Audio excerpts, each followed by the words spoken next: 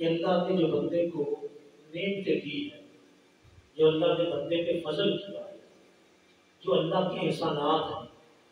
جو اللہ کے کرم ہے، ہر لمحہ بندہ ان کو یاد کرے اور عاجزی و انکساری کا مجسمہ بنا رہے، تو حضور غوث اعظم فرماتے ہیں یہ دائمی ذکر ہے، یہ دائمی ذکر کی قسم ہے۔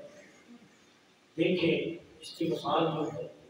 کہ جب بندہ رات کو سوتا ہے، بستر پہ جاتا ہے، تو جب نیند آتی ہے بندے کو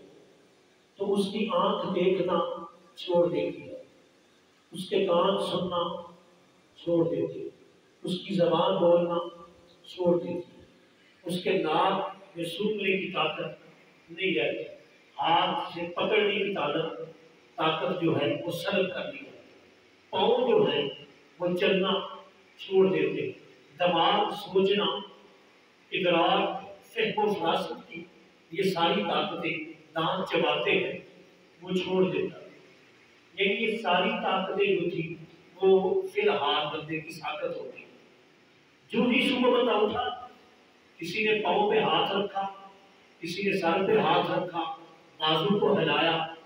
فوراً آنکھ میں دیکھنا شروع کر دیا، زبان میں بولنا بھی شروع کر دیا، کان میں سننا بھی شروع کر دیا، آنکھ میں دیکھنا بھی شروع کر دیا، ہاتھ میں پکڑنا بھی شروع کر دیا، دماغ میں سوچنا بھی شروع کر دیا،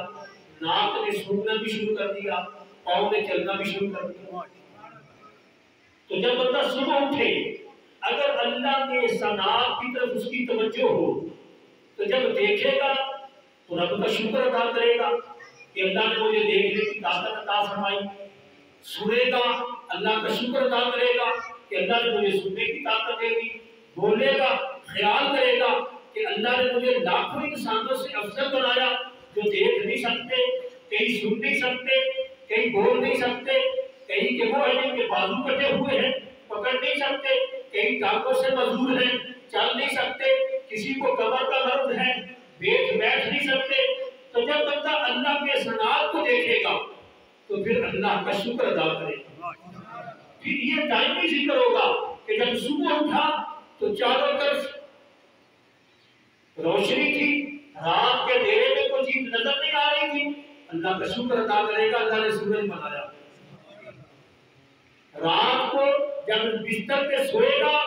تو جسم کو راحت آئے گی، اللہ کا شکر ادا کرے گا اللہ نے نیند بنائی ہے، میری تھکاوٹ اتر گئی ہے۔ زمین پہ چلے گا تو چلتے وقت جب زمین پہ سونا بنایا گیا اللہ کا شکر ادا کرے گا۔ اسی طرح کھانا کھائے گا تو کھانا جب کھائے گا چبائے گا پیٹ میں جائے گا ہضم ہوگا، اللہ کا شکر ادا کرے گا کہ جس نے میرا یہ اسٹمک سسٹم جو ہے یہ ہاضمے کا معدے کا سسٹم ٹھیک بنایا۔ تو یہ حضرت غوث اعظم فرماتے ہیں کہ دائمی ذکر ہے۔ یہ کیا ہے؟ ذکر یہ ہے کہ اللہ کے سابقہ احسانات کو ہمیشہ یاد کرے اور دل میں اس کا اثر کرے اور دل بھی اس کی یاد میں مچلتا رہے، زبان بھی اس کی یاد میں، آنکھ بھی۔ اب دیکھیں آنکھ کا ذکر کیا ہے؟ آنکھ کا ذکر کیا ہے کہ جہاں اللہ نے دیکھنے کی اجازت دی ہے